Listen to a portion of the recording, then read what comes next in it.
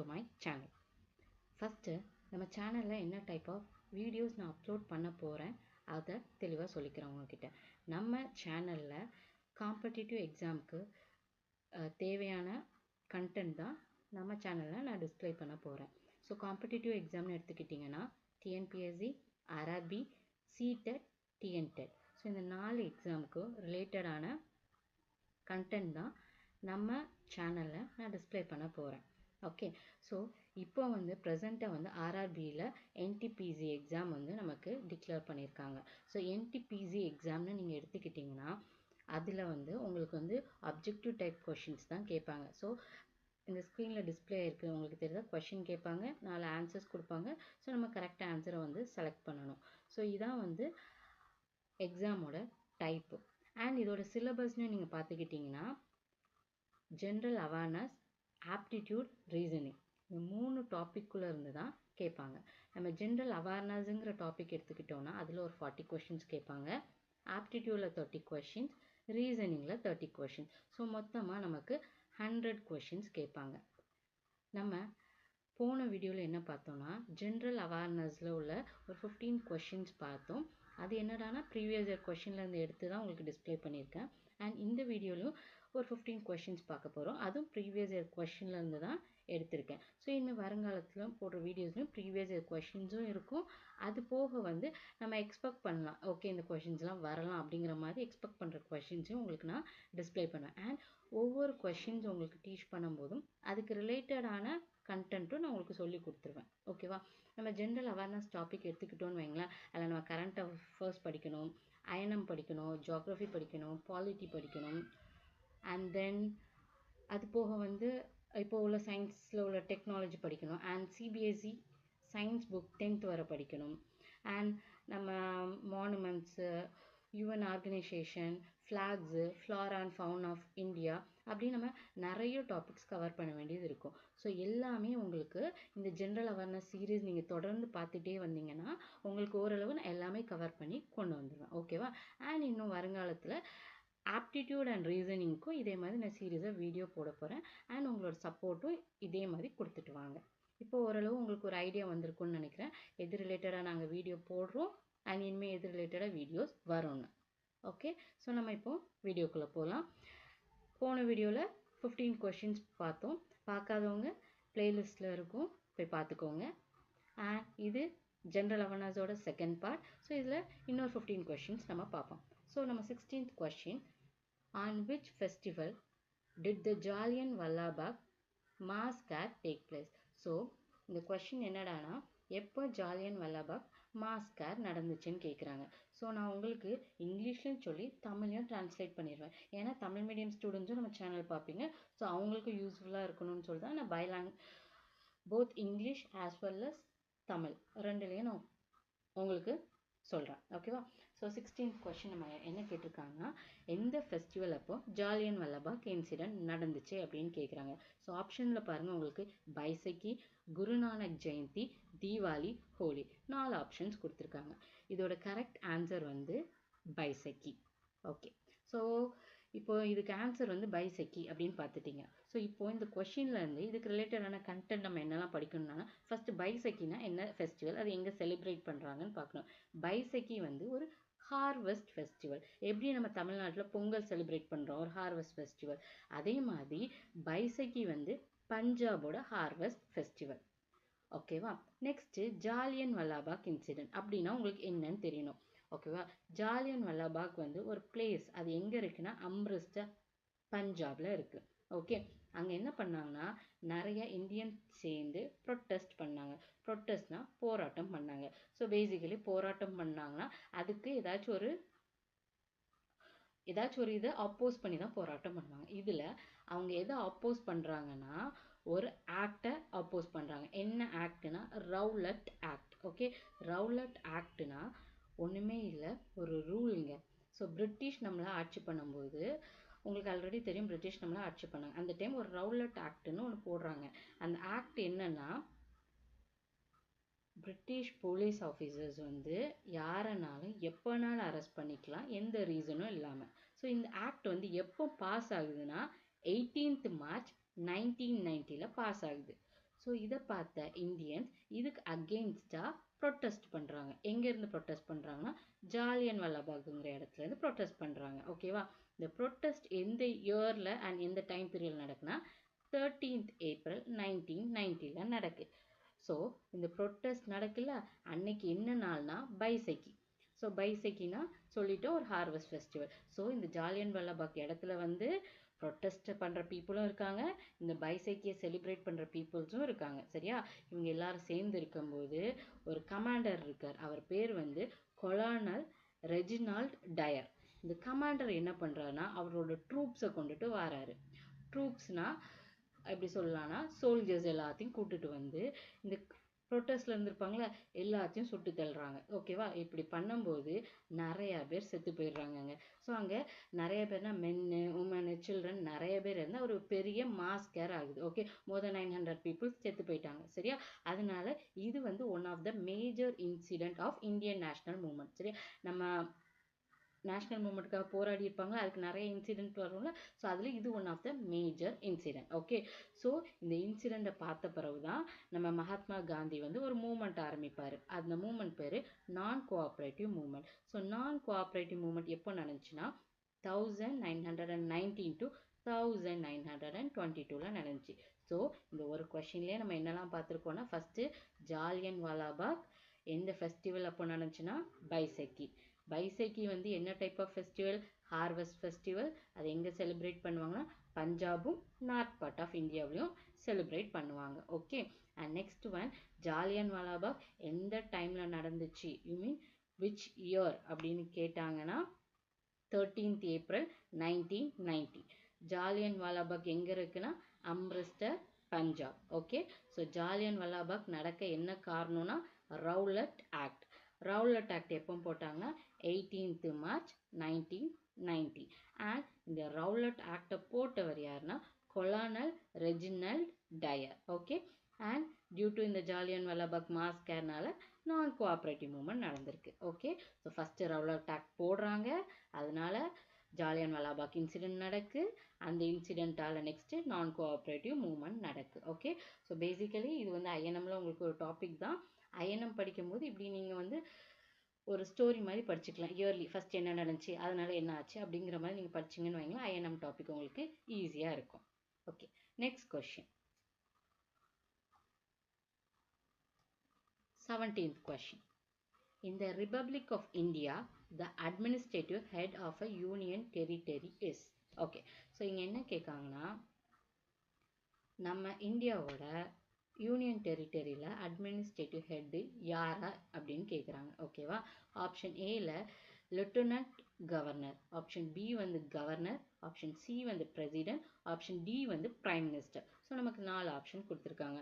இந்த வார்த்தையை பாருங்க, லெஃப்டினன்ட் கவர்னர். ஸோ இதுனா என்னன்னு உங்களுக்கு கன்ஃபியூஷன் இருக்கும். இதுனா ஒன்றும் இல்லைங்க, துணை நிலை ஆளுநர். ஓகே, ஸோ அதை தான் நம்ம இங்கிலீஷில் லெஃப்டினன்ட் கவர்னர் அப்படிம்போம். ஸோ யூனியன் டெரிட்டரிஸை நமக்கு தெரியும், இந்தியாவில் எத்தனை யூனியன் டெரிட்டரிஸ் இருக்குது? 8 யூனியன் டெரிட்டரிஸ் இருக்குது. ஓகே, அந்த யூனியன் டெரிட்டரிஸில் அட்மினிஸ்ட்ரேட்டிவ் ஹெட் யாருன்னா இவரே தான், லெஃப்டினன்ட் கவர்னர், துணை நிலை ஆளுநர். ஓகேவா? அண்ட் இதில் இன்னொரு இம்பார்ட்டண்டான ஒரு ஹிண்ட் பாயிண்ட் என்னென்னா, நம்ம அந்தமான் அண்ட் நிக்கோபார் ஐலாண்டும் லடாக் இந்த 2 யூனியன் டெரிட்டரியிலையும் இந்த துணைநிலை ஆளுநர் இருப்பார்ல, அவர் தான் மாநிலத்தின் தலைமையாகவும் இருப்பார், அரசின் தலைமையாகவும் இருப்பார். ஸோ 2 ரோலுமே அவரே ப்ளே பண்ணிடுவார். ஐ ஹோப் இந்த கொஷின் உங்களுக்கு புரிஞ்சிருக்கணும். Next 18th question. Okay, 18th question என்னன்னா The Jaykwadi project, which is one of the largest irrigation project, is on the river. Okay, so Jaykwadi project இருக்கு, அது one of the largest irrigation projectன்னு சொல்றாங்க. irrigationனா நமக்கு தெரியும், அந்த வயலுக்கெல்லாம் தண்ணி வர்றதுக்காக இது பண்ணுவாங்கல்ல, வாட்டர், அதுதான். ஓகே, ஸோ இந்த இரிகேஷன் ப்ராஜெக்ட் அது எந்த ரிவரில் பண்ணாங்கன்னு கேட்டிருக்காங்க. அதான் நம்மளோட கொஷின். ஸோ இதுக்கு ஆன்சர் வந்து option A, Godavari. So Godavari ரிவரில் தான் இந்த ப்ராஜெக்ட் வந்து பண்ணியிருப்பாங்க. அண்ட் இந்த இரிகேஷன் ப்ராஜெக்ட் இருக்குல்ல, அது எந்த ரிவருங்கும் போது நம்ம கோதாவரி போட்டுட்டோம். இப்போ இது என்ன பிளேஸில் இருக்குது அப்படின்னா இது வந்து இருக்கிற பிளேஸ் வந்து மகாராஷ்டிரா. ஓகே, மகாராஷ்டிரால எங்கன்னா ஜெயக்வாட் அந்த பிளேஸ்ல இருக்கு பாருங்க, ப்ராஜெக்ட் நேம்ல ஜெயக்வாடி ப்ராஜெக்ட் இருக்கா. ஸோ அது எந்த பிளேஸ்ல இருக்குன்னா ஜெயக்வாடி வில்லேஜ்ல இருக்கு. அது என்ன டிஸ்ட்ரிக்ட்னா அவுரங்காபாத் டிஸ்ட்ரிக்ட். என்ன ஸ்டேட்னா மகாராஷ்டிரா. ஸோ பேசிக்கலி ஒரு ப்ராஜெக்ட்னு பார்த்தீங்கன்னா அது எந்த ரிவர்ல இருக்கணும்னு நீங்க படிக்கணும், ஆஸ் வெல் அஸ் அது எந்த பிளேஸ்ல இருக்கணும்னு பார்த்துக்கணும். ஸோ இப்போ 18th கொஸ்டின்ல ஜெயக்வாடி ப்ராஜெக்ட்னு இருக்கு. அது எந்த ரிவர்ல இருக்குன்னா கோதாவரி ரிவர்ல இருக்கு. எந்த பிளேஸ்னா மகாராஷ்டிரா. ஓகே, ஐ ஹோப் இந்த 18th கொஸ்டின் உங்களுக்கு புரிஞ்சிருக்கும்னு. Next 19th question. Which of the following is the largest glacier in India? So நம்ம இந்தியாவில் உங்களுக்கு ஆல்ரெடி தெரியும், நார்த் பார்ட் ஃபுல்லாக என்னதான் கவர் ஆகிருக்கும், நம்ம ஹிமாலயன் மவுண்டைன். ஸோ ஹிமாலயாஸ் ஃபுல்லாக என்னது ஸ்னோ தான். ஸோ அதில் லார்ஜஸ்ட் கிளேஷியர் என்னன்னு கேட்குறாங்க. ஸோ ஆப்ஷன்ஸ் ஏ வந்து கங்கோத்ரி, ஆப்ஷன் பி வந்து ட்ரங் ட்ரும் கிளேஷியர், ஆப்ஷன் சி வந்து சியான்சன் கிளேஷியர், ஆப்ஷன் டி வந்து ஷஃபட் கிளேஷியர் கொடுத்துருக்காங்க. இதோட கரெக்ட் ஆன்சர் வந்து option C Siachen glacier. Okay, next question பாருங்க. which was the first women's sport to be introduced in the Olympics? Okay, so basically Olympics இப்போ நடந்துச்சுன்னு உங்களுக்கு தெரியும். அது எங்கே நடந்துச்சு? பாரிஸில் நடந்துச்சு. நம்ம மனு பன்கோ அவங்க வந்து 2 மெடல் வாங்கினாங்க. அது எல்லாத்துக்குமே தெரியும். ஓகே, பேசிக்கலி இந்த கரண்ட் அஃபேர்ஸ் எல்லாமே டே டு டே பார்த்துட்டு இருப்பீங்கன்னு நினைக்கிறேன். ஓகே, ஸோ இப்போ இதில் என்னடானா ஃபர்ஸ்ட் உமன் ஸ்போர்ட்ஸ். ஓகே, இப்போ ஃபர்ஸ்ட் உமன்ஸ்க்கு என்ன ஸ்போர்ட்ஸ் வந்து இன்ட்ரடியூஸ் பண்ணாங்க ஒலிம்பிக்ல, அதான் நம்மளோட 20th கொஸ்டின். ஆப்ஷன்ஸ் பாருங்க. ஆப்ஷன் ஏ வந்து ஜிம்னாஸ்டிக்ஸ், ஆப்ஷன் பி வந்து வாலிபால், ஆப்ஷன் சி வந்து கோல்ஃப், ஆப்ஷன் டி வந்து பேட்மிண்டன். ஸோ ஒரு 4 கேம் பேர் கொடுத்துருக்காங்க. ஓகே, இதில் எது வந்து ஃபஸ்ட்டு இன்ட்ரடியூஸ் பண்ணாங்க உமனுக்கு எங்கே ஒலிம்பிக்ஸில் அப்படின்னு கேட்டிருக்காங்க. இதோட ஆன்சர் வந்து ஆப்ஷன் சி கோல்ஃப். சரியா? அண்ட் இப்போ உங்களுக்கு டவுட் வரும், ஓகே நீங்கள் சொல்லிட்டீங்க உமன் ஸ்போர்ட் வந்து ஃபஸ்ட்டு கோல்ஃப் இன்ட்ரடியூஸ் பண்ணாங்க, கோல்ஃப் மட்டும் தான் இன்ட்ரடியூஸ் பண்ணாங்களா அப்படின்னு டவுட் வரும். கோல்ஃப் மட்டும் இல்லைங்க, அது கூட சேர்த்து lawn tennis, sailing, archery, rowing. Okay, இந்த 4 கேம்ஸையும் கூட இன்ட்ரடியூஸ் பண்ணாங்க.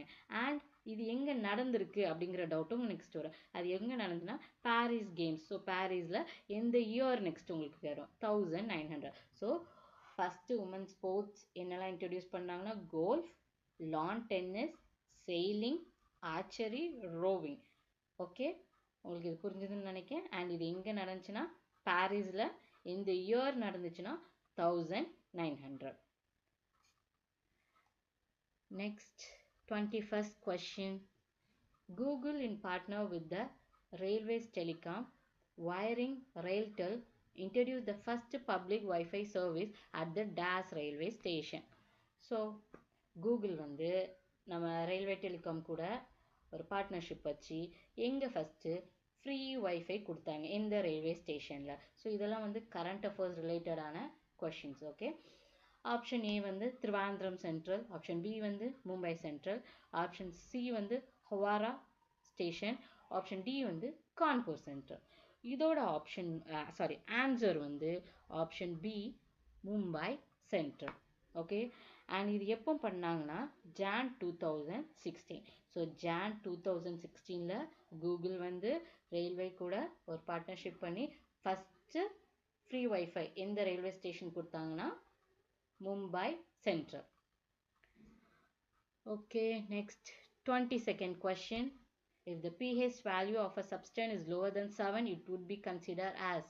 Okay, ஸோ இது வந்து ஒரு சயின்ஸ் ரிலேட்டடான topic, P H value.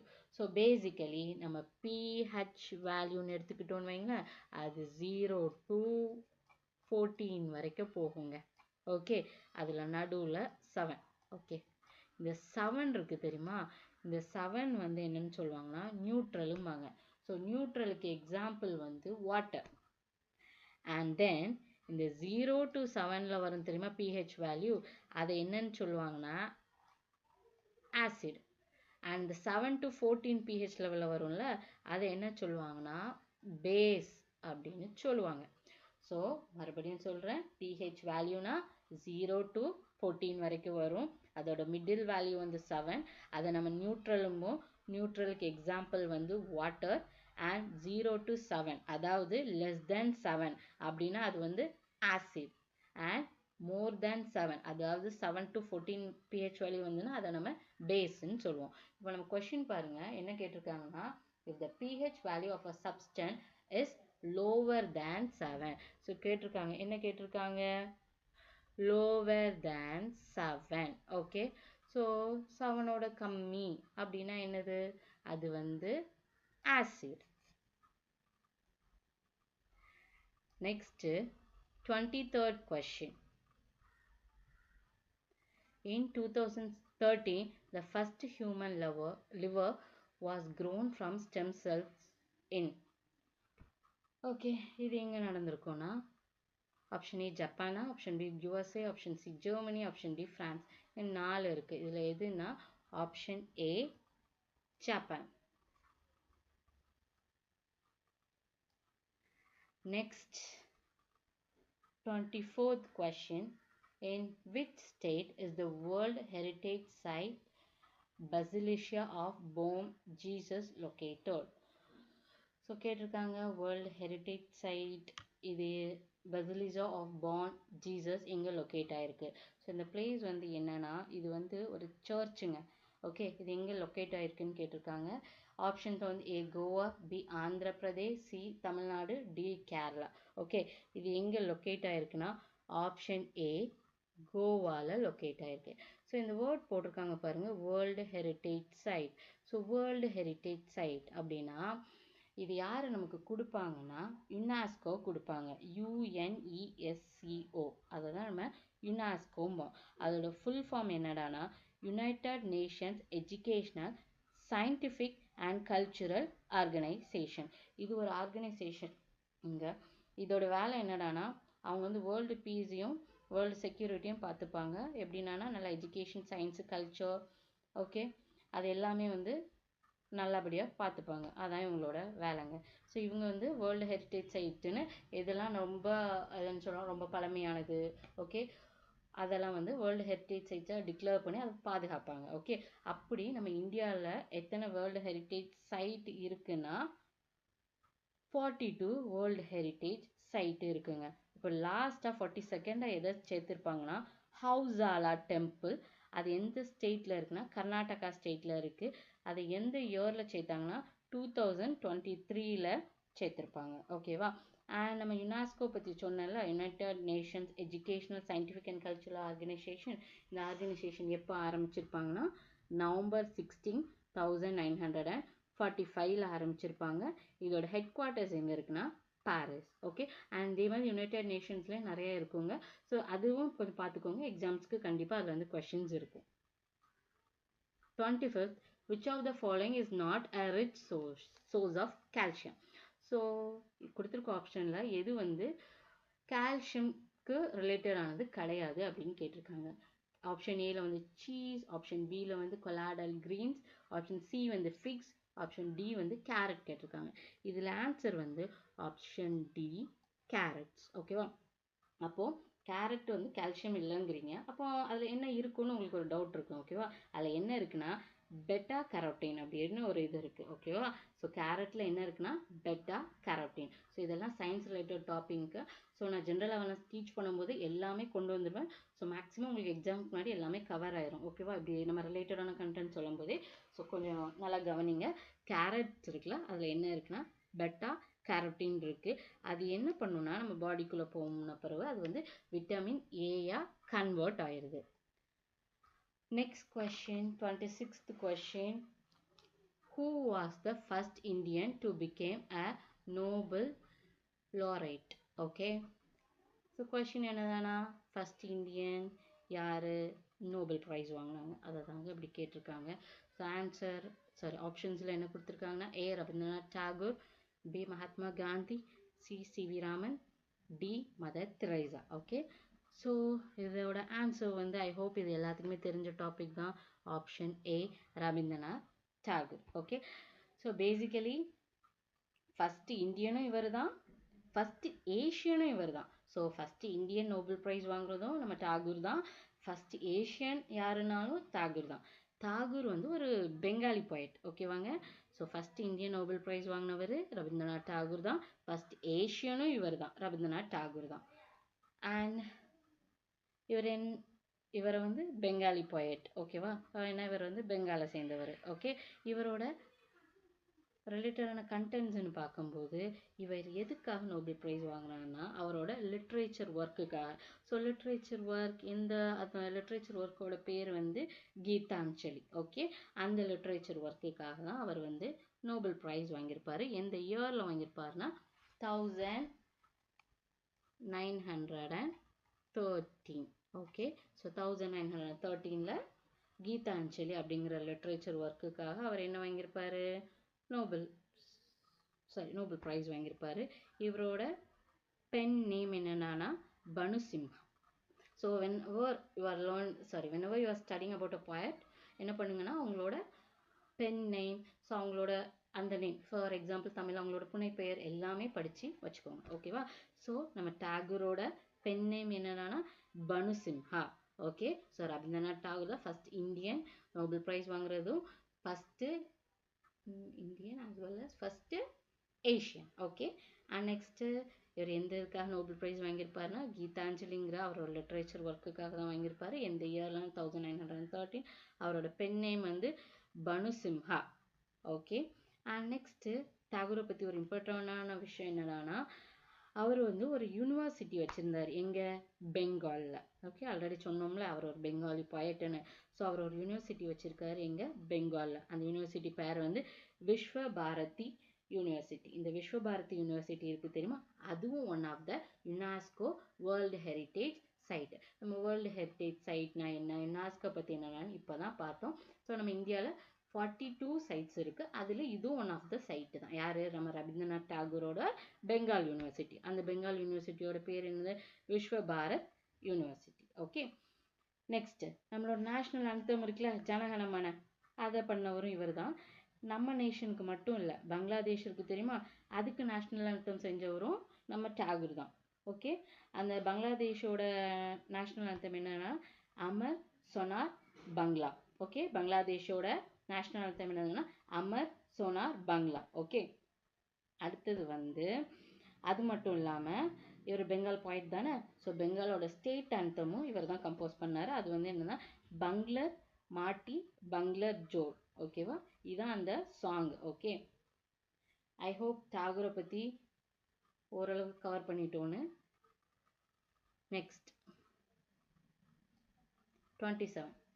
Indian born Shiva Ayyadurai is associated with the invention of. Okay, so Siva Ayyadurai இவர் எந்த இன்வென்ஷனோட ரிலேட்டட் ஆனார்? இது ஒரு science related question. So options பார்த்தாலே உங்களுக்கு தெரியும். டெக்னிக்கல் ரிலேட்டடான questions. Okay, so inventions, so டெக்னிக்கல்னால் நியூக்ளியர் சயின்ஸு, அது எல்லாமே நீங்கள் படிக்கணுங்க. ரொபாட்டிக்ஸ், இப்போ ஏஐ டெவலப் ஆகிட்டு இருக்கு. ஸோ அது ரிலேட்டடான கொஷின்ஸும் பார்க்கணும். ஸோ இவர் வந்து எந்த இன்வென்ஷனுக்கு ரிலேட்டட் ஆயிருக்காருன்னு பார்ப்போம். ஆப்ஷன்ஸ் வந்து A email, B internet, C keyboard, D mouse. இல்லை option A email. Okay, question 28.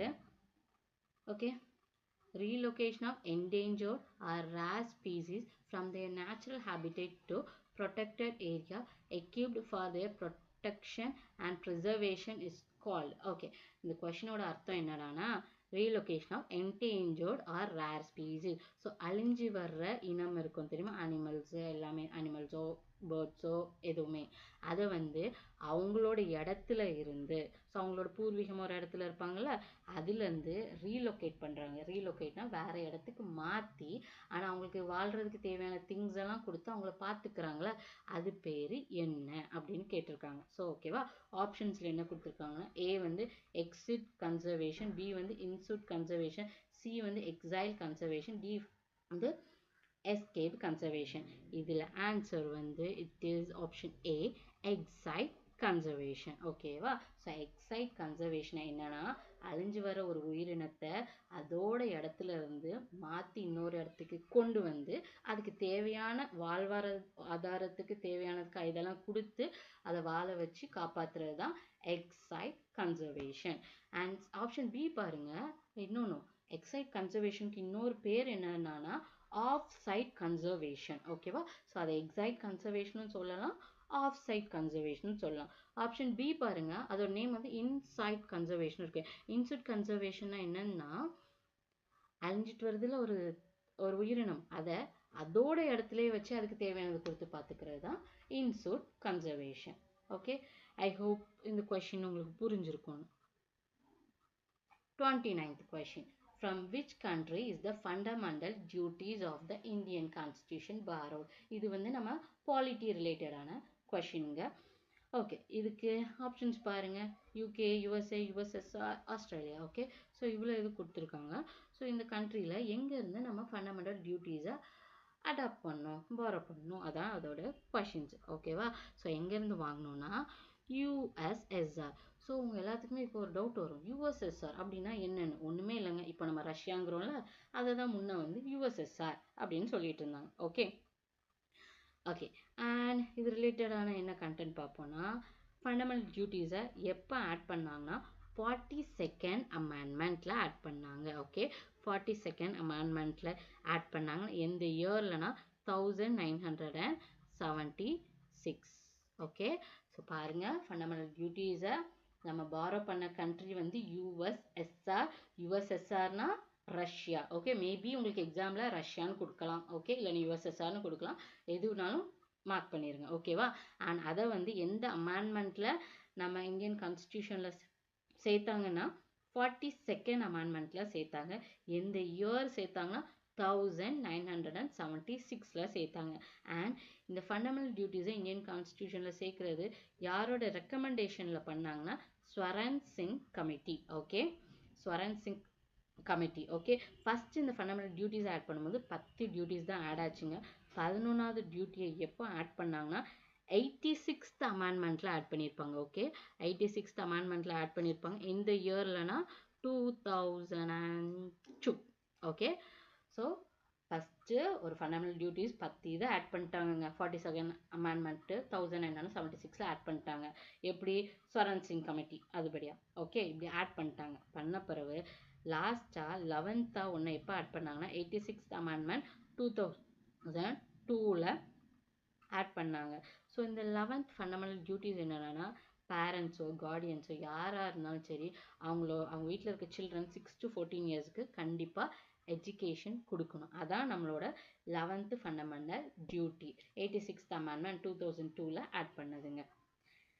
Next 13th question. In India, the highest cricket ground above the sea level lies in which state? So இந்தியாவில் cricket ground sea levelக்கு அபோவா highest cricket ground எங்கே இருக்குன்னு கேட்டிருக்காங்க. So ஆப்ஷனில் வந்து A Himachal Pradesh, B Sikkim, C Uttar Pradesh, D Assam. So இதுதான் ஆப்ஷன்ஸுங்க. இதான ஆன்சர் வந்து option A Himachal Pradesh. Okay, so இந்த வீடியோவில் நம்ம ஒரு 15 questions பார்த்துருக்கோம். இதுக்கு முன்னாடி உள்ள 15 question போன வீடியோவில் பிளேலிஸ்ட்டில் இருக்கும், செக் பண்ணிக்கோங்க. ஐ ஹோப் உங்கள் எல்லாத்துக்கும் இந்த வீடியோ பிடிச்சிருக்கும் அண்ட் கண்டென்ட்டும் புரிஞ்சிருக்கும்னு நினைக்கிறேன். உங்களுக்கு ஏதாச்சும் குவரிஸ் இருக்குது, இந்த கண்டென்ட்ஸில் ஏதாச்சும் நான் சேஞ்சஸ் பண்ணணும், இல்லை வே ஆஃப் டீச்சிங்கில் ஏதாச்சும் இம்ப்ரூவ் பண்ணணுமா, இல்லை உங்களுக்கு ஏதாச்சும் தேவை அப்படின்னா கமெண்ட் செக்ஷனில் சொல்லுங்கள்.